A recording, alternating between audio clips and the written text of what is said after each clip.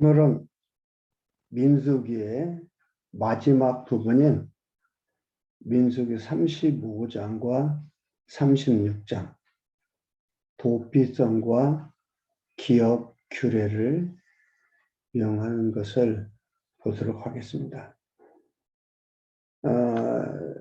민수기로서는 마지막 부분이지만 하나님께서 세 가지 언약을 하시고 그 언약 이루어 주심을 모형적으로 보여주는 가운데 자손 번창 언약을 성취하셨고요. 그 다음에 땅 언약 성취 섭리가 민수기 31장부터 시작이 되어 가고 있어요. 그래서 장으로 보면은 민수기의 마지막 부분이지만 언약으로 볼 때에는 두 번째 언약을 이루어 가시는 과정 속에 있는 말씀입니다. 그러니까 이 말씀이 단절된 민수기로서 끝나는 게 아니고 창세기부터 계속해서 연결되어 가고 있는 말씀이다 얘기를 할 수 있습니다.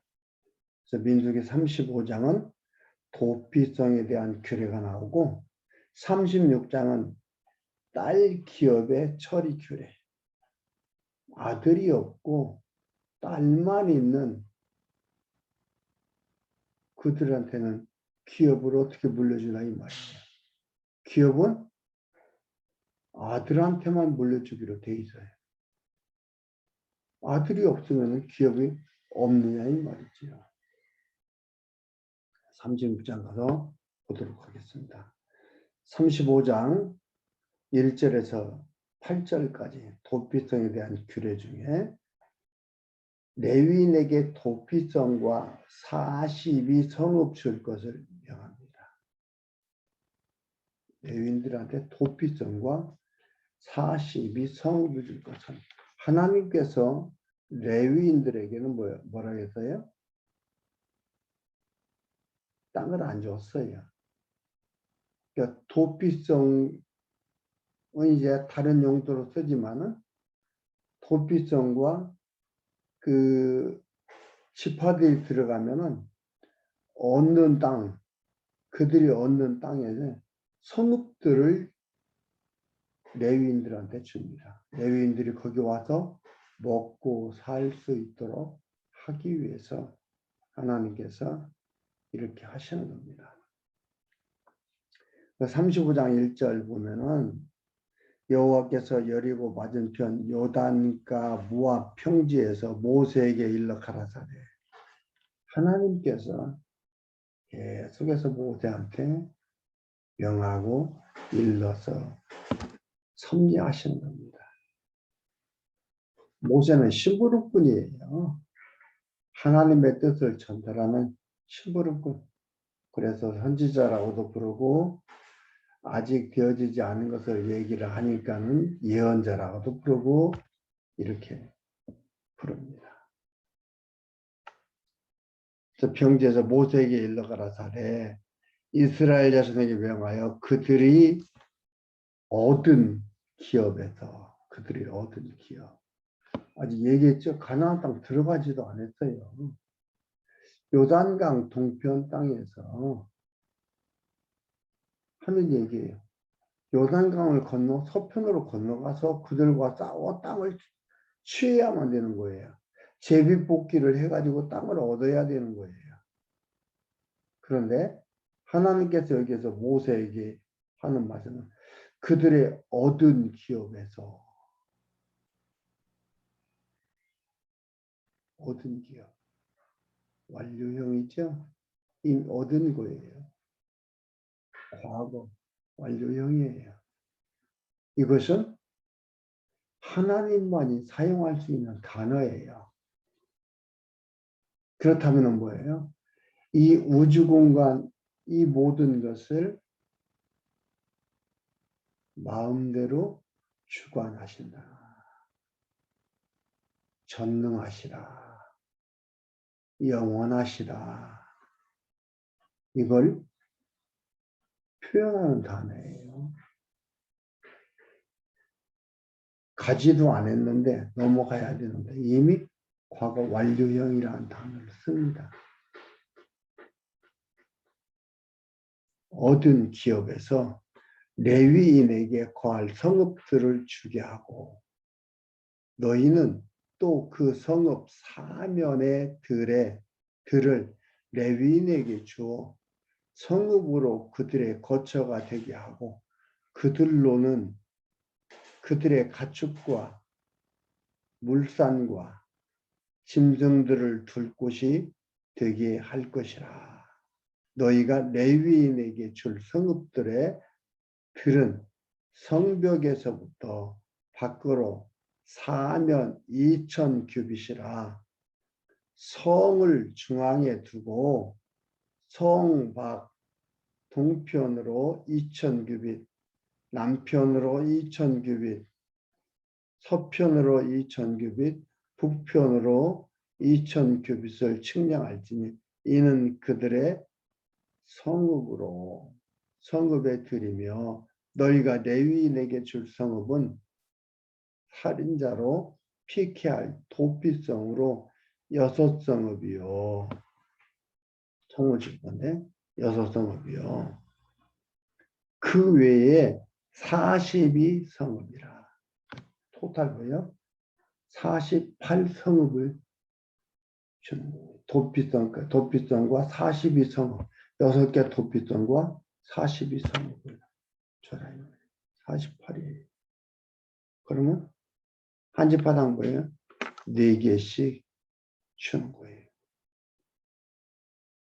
48성읍을 주고 그들도 함께 주되 이스라엘 자손의 산업에서 레위인에게 너희가 성읍을 줄 때에 많이 얻은 자에게서는 많이 취하여 주고 적게 얻은 자에게서는 적게 취하여 줄 것이라.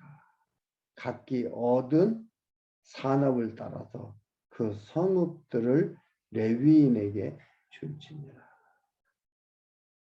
넓은 땅은 많이 주고 적게 얻은 땅은 적게 주고 그래서 토탈 48성읍입니다. 도피성 6개와 42성읍, 48성읍을 주도록 하는 게 나와 있습니다. 하나님께서 치밀하게 하시면 다툼을 사전에 차단하는 거죠. 자세하게 모세에게 명하여 하는 겁니다. 모세에게 명하여 하도록 하는 겁니다. 모세는 못 들어가니까 여기서 그들한테 이제 교육을 시키는 거지. 신명기로 가면은 재교육을 시켜요.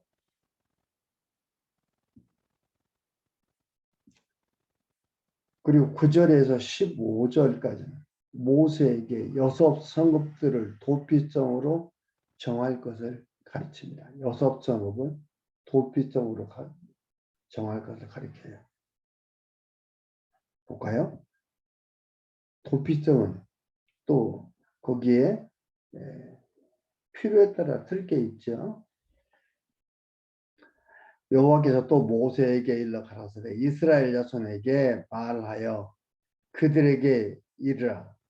너희가 요단 건너 가나안 땅에 들어가거든 너희를 위하여 성읍을 도피성으로 정하여 그릇 살인한 자로 그리로 피하게 하라.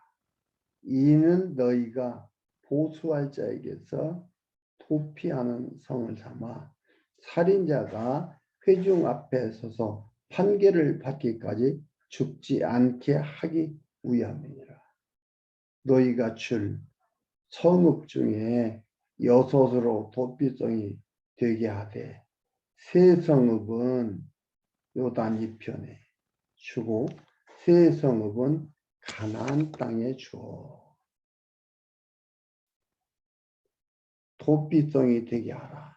이 6 성읍은 이스라엘 자손과 타국인과 이스라엘 중에 우거하는 자의 도피성이 되리니 무릇 그릇 살인한 자가 그리로 도피할 수 있으리라. 그릇 살인했다는 뭐야? 실수로. 같이 산에 올라가다가 앞에 올라가는 사람이 팔을 잘못 대대가지고 돌이 떨어져서 뒤에 오던 사람 맞아서 죽었다.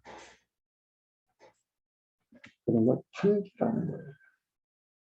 고의적으로 죽인 건가, 실수로 죽인 건가, 그걸 판단해서 결정하는 겁니다. 여기에는 이스라엘 사람, 타국인, 이스라엘 중에 우고하는 자, 타국인과 이스라엘 중에 우고하는 자들이 같이 사는 자들.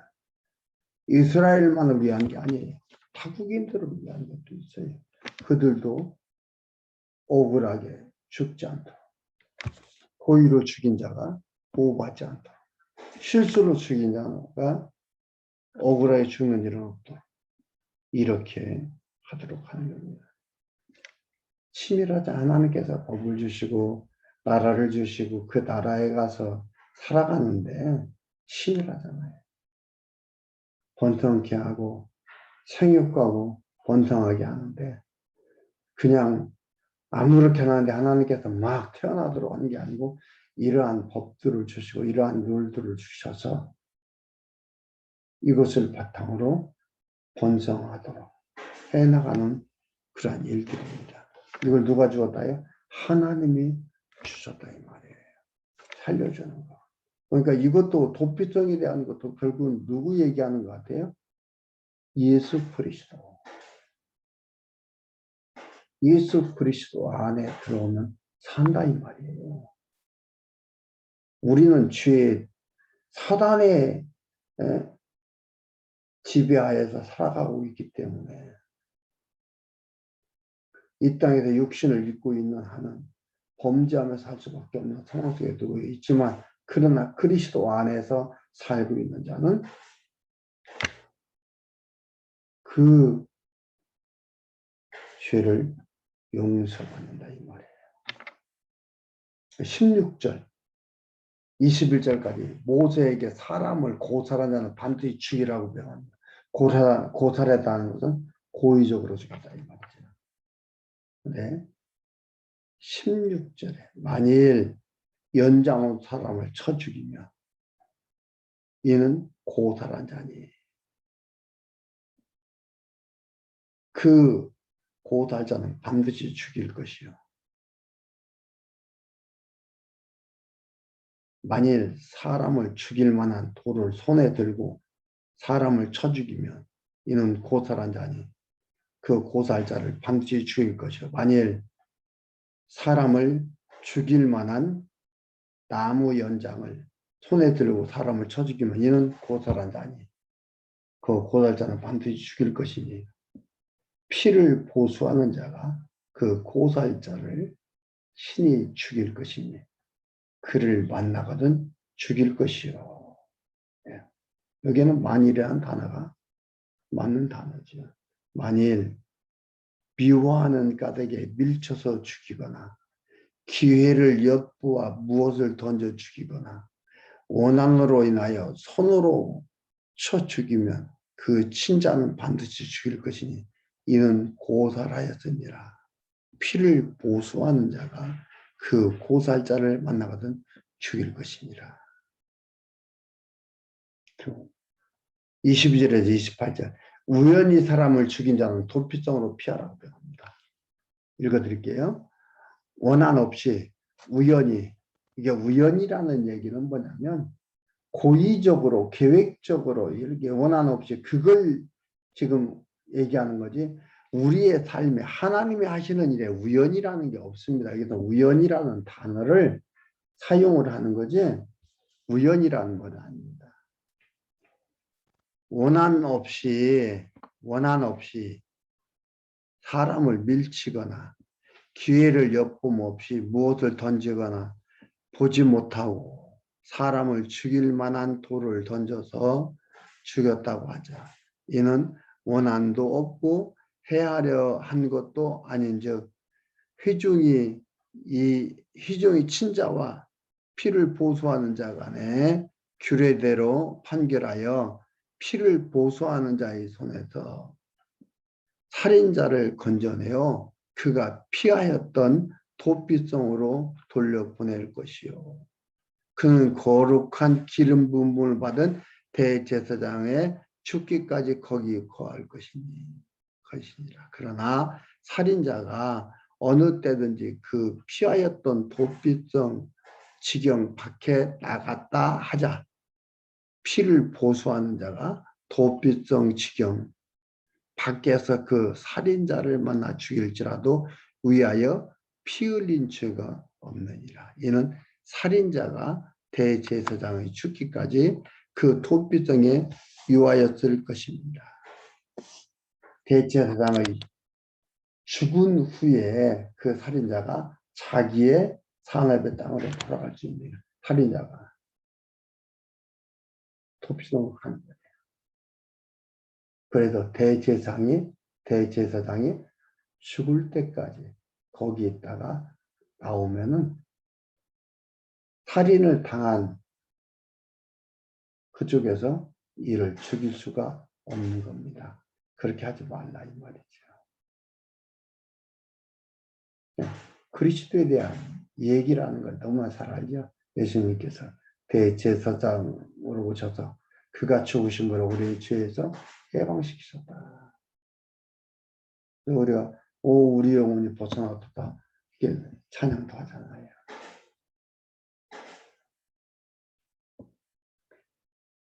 (29절에서) (34절) 모세에게 피를 흘림으로 땅을 틀어붙이지 말라고 명합니다.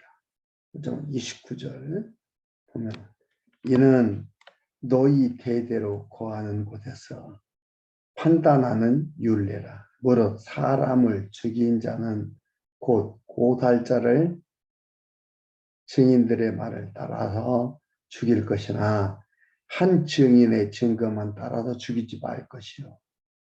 살인죄를 범한 고살자의 생명에 속전을 받지 말고 반드시 죽일 것이며 또 도피성에 피한 자를 대제사장이 죽기 전에 속전을 받고 그의 땅으로 돌아가 거하게 하지 말 것이니라.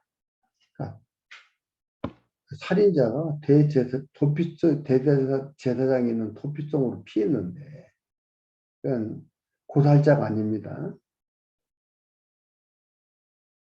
근데 이거 속전을 내고서 돈 내고서 풀려난다. 이거 안 된다 이 말이죠. 그리고 고살자가 돈을 내고서 고의적으로 계획적으로 죽였는데 돈을 내고서 풀려난다. 이것도 안 된다 이 말이에요. 고살자는 반드시 죽여야 되고 이는 대제사장이 죽을 때까지는 도피성이 있어야 된다. 그래서 죄에서 벗어날 수가 있다 이 말입니다. 그러면 33절에 너희는 거하는 땅을 더럽히지 말라. 피는 땅을 더럽히나니 피 흘림을 받은 땅은 이 흘리게 한 자의 피가 아니면 속할 수 없느니라. 너희는 너희 거하는 땅 곧 나의 거하는 땅을 더럽히지 말라. 나 여호와가 이스라엘 자손 중에 거하니라. 이렇게 해서 피 흘림을 없이 하는 그 도피성을 통해서 대제사장을 통해서 이러한 율법을 주셔서 규례를 주셔서 하도록 했습니다. 그리고 36장 딸 기업에 관한 규례입니다. 처리 규례입니다. 1절에서 4절까지 슬루브와 딸들이 받은 기업에 대해 두령들이 질문을 합니다. 예. 그러니까 슬루브와 딸들이 일반 율법에는 어긋나니까 이들이 두령들이 질문하는 거죠. 요셉 자손의 가족 중 므낫세의 손자 마길의 아들 길르앗 자손 가족의 두령들이 나와 모세와 이스라엘 자손의 두령된 족장들 앞에 말하여 가로되 여호와께서 우리 주에게 명하사 모세에게 명했다 이 말이죠. 이스라엘 자손에게서 그 기업의 땅을 제비 뽑아 주게 하셨고 여호와께서 또 우리 주에게 명하사 우리 형제 슬루브앗을 기업으로 그 딸들에게 주게 하셨던즉 형제 슬루브앗이라는 사람이 땅이 있는데 그 땅을 딸들에게 주도록 했다 이 말이죠. 그들이 만일 이스라엘 자손의 다른 지파 남자들에게 시집가며 그 기업은 우리 조상의 기업에서 감소되고 그들에 속한 그 지파의 기업에 첨가되리니 그러면 우리 제비 뽑은 기업에서 감소될 것이요 이스라엘 자손의 희년을 당하면 그 기업은 우리 조상 지파의 기업에서 아주 감소되리이다. 예민한 부분이에요. 땅 부분이 부동산 부분이죠. 네. 슬루브앗이 딸들에게 주었는데 슬루브앗의 땅을 딸들에게 주었는데 이 제비 뽑아서 얻은 땅은 절대로 다른 지파 것이 되지를 않습니다. 그 경계는 반드시 그 지파 하나님이 줬으니까 그 지파 거예요. 그래서 그 지파 중에 여기에서 누가 물어본 거예요? 요셉 자손 중 므낫세 자손 마길의 아들 길르앗 자손 가족 두령들이 나와 모세기를 길르앗 자손 중에 슬루브앗이라는 가족이 있으니까 그들한테 땅을 주는데 이들은 아들이 없으니까 어떻게 해서요? 딸들에게 기업을 줬다는 거예요. 이 딸들이 다른 지파로 남자에게 결혼을 하면은 이 기업을 가져가니까 그러면 감소가 된다 이 말이에요. 그러나 감소가 됩니다. 희년에 50년을 희년이라고 합니다. 희년에 희년을 당하여 그 기업이 그가 속한 지파에 첨가될 것이라. 그가 속한 지파에 첨가될 것이라. 거기에 속했으니까 거기에 첨가된다 이 말이에요. 그러면 다른 지파는요. 땅이 적어지는 거예요. 이걸 물어본 겁니다. 감소되리이다. 모세가 여호와의 말씀으로 이스라엘에게 명하여 가로되 요셉 자손 지파의 말이 옳도다. 슬루브앗의 딸들에게 대한 여호와의 명이 이러하니라. 이르시되 슬루브앗의 딸들은 마음대로 시집가려니와 오직 그 조상 지파의 가족에게로만 시집갈지니 그리하면 이스라엘 자손의 기업이 이 지파에서 저 지파로 옮기지 않고 이스라엘 자손이 다 각기 조상 지파의 기업을 지킬 것이니라 하셨나니. 그러니까 슬루브앗의 딸들이 다른 지파로 가면 다른 지파는 땅이 넓어지고 좁아진다 이 말이에요. 그러니까 여기서 말이 이들 얘기가 맞다 이 말이에요. 모세가 하는 말이에요. 요셉 자손의 지파의 말이 맞다. 슬루브앗의 딸들은 요셉 자손 지파한테만 시집갈 수 있다. 결혼을 할 수 있다.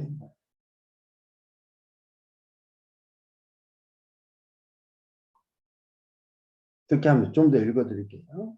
장하니 이스라엘 지파 중 무릇 그 기업을 이은 딸들은 자기 조상 지파 가족 되는 사람에게로 시집갈 것이라. 그리하면 이스라엘 자손이 각기 조상의 기업을 보존하게 되어서 그 기업으로 이 지파에서 저 지파로 옮기게 하지 아니하고 이스라엘 자손 지파가 각각 자기 기업을 지키리라.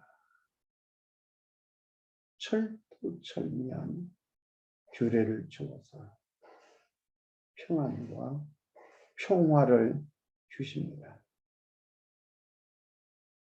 우리가 보는 일반 사회에, 우리가 살고 있는 사회의 법이란 힘 있는 자들을 위해서 만들어 놓은 거예요.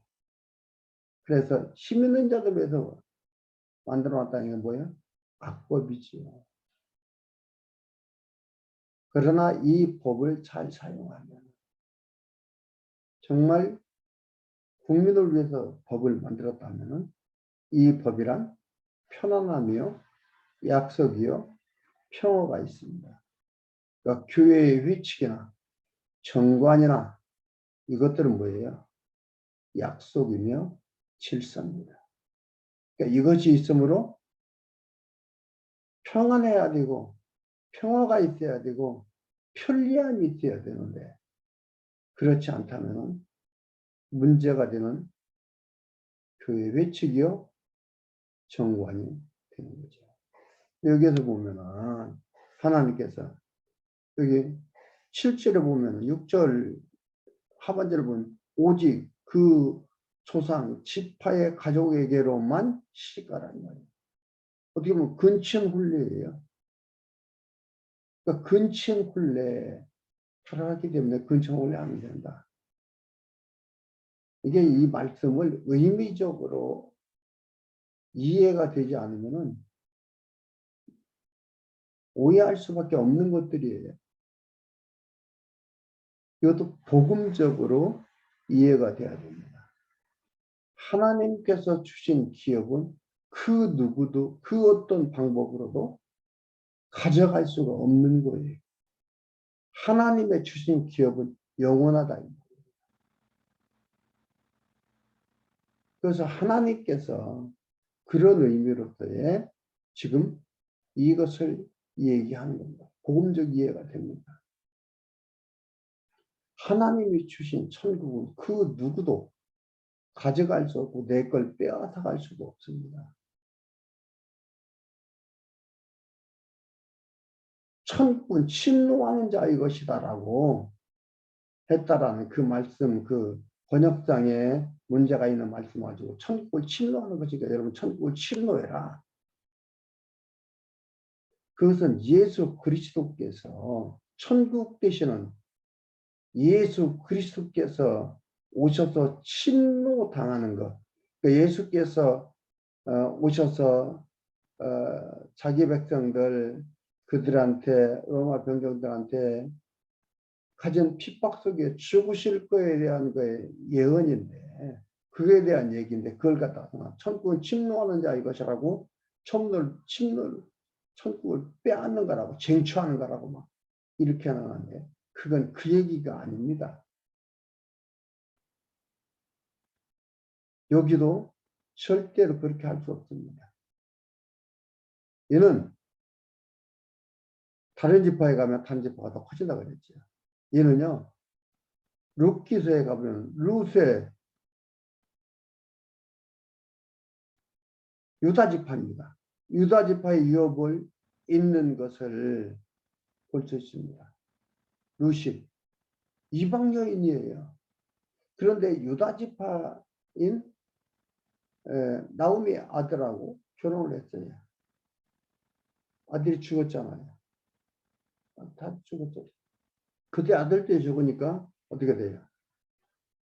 이 기업을 이어야 되는데 유다 이 지파의 기업을 이어야 돼요. 그런데 친족 중에 가까운 자와 결혼을 해야 돼요. 보아스하고 결혼하려고 하는데 보아스가 뭐라고 합니까? 나보다 더 가까운 자가 있다. 그가 포기하고 그가 허락한다면 보아스가 롯과 결혼하겠다는 얘기를 합니다. 그래서 그한테 물어보고 그한테 허락을 받아가지고 보아스와 결혼을 합니다. 그리고 그 후손이 누가 나와요? 이새가 나오고 이새의 아들 다윗이 나옵니다. 그래서 다윗의 족보가 나오게 되는 거예요. 유다 지파의 족보가 연결되는 겁니다. 연결돼야지 끊어지면 안 되는 게 유다 지파를 통해서 이 족보를 통해서 예수 그리스도께서 오시는 거예요. 그래서 아브라함과 다윗의 자손 예수 그리스도의 세계라고 마태복음 1장 1절에서 얘기를 하고 있습니다. 신령한 하나님의 나라는 절대로 옮겨지는 법이 없습니다. 절대로 끊겨지는 법이 없습니다. 연결되는데 여기에는 뭐예요? 이방인과 유대인이 같이 연결되어 간다 이 말이에요. 신령한 하나님의 나라는 살 수도 없습니다.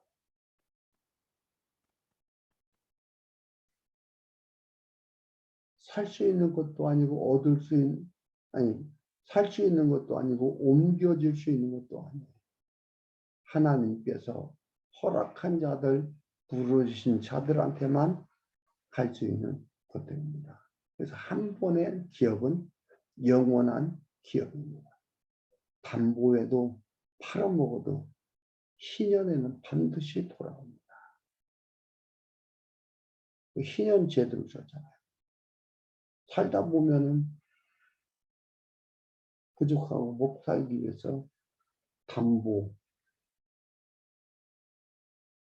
팔아먹고 이러고 합니다. 그러나 50년째 될 때는 다 돌아옵니다. 그러니까 담보하는 것도 50년이 가까워 왔을 때는 담보하는데 금액이 적습니다. 이렇게 하도록 하나님께서 자세한 법을 주었습니다. 슬루브와 딸들이 이거에 대한 그 이의가 있어서 얘기를 하니까 하나님께서 모세를 통해서 이러한 법을 주었던 것입니다.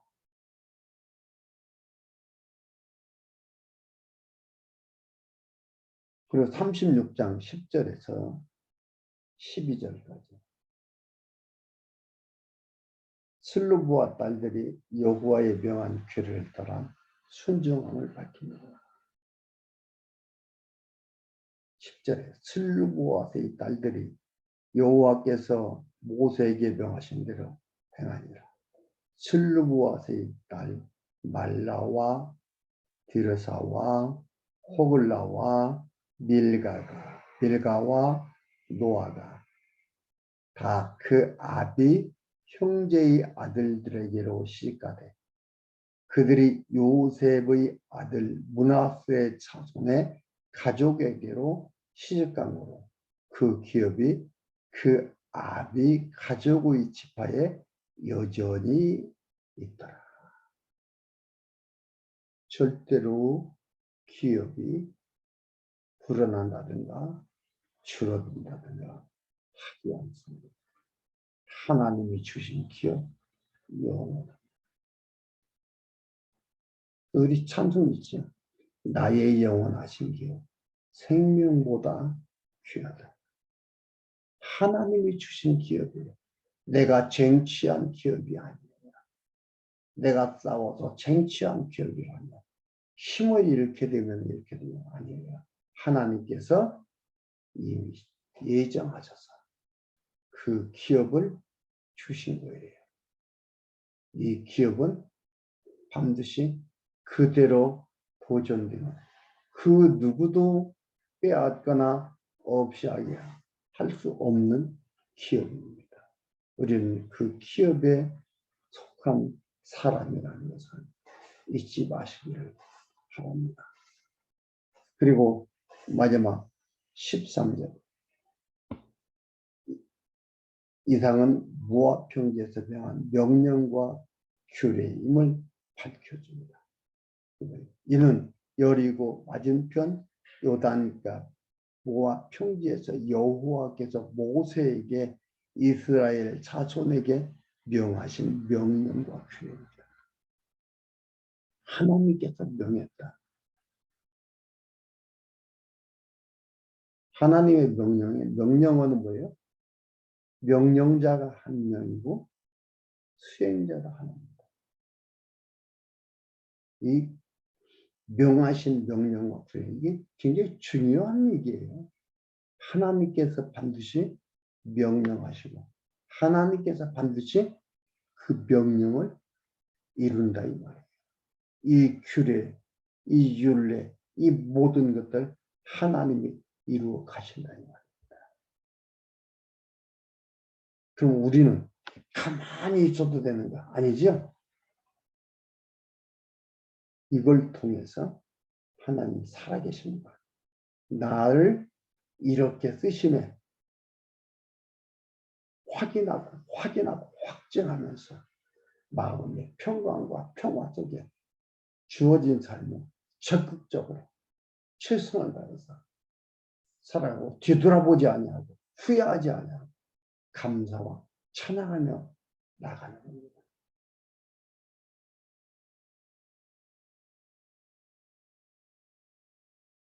오늘 36장까지 민수기 마치고요. 다음 시간에는 신명기 제2절 호렙산 언약 재교육에 대해서 우리가 하나하나 공부해 가도록 하겠습니다.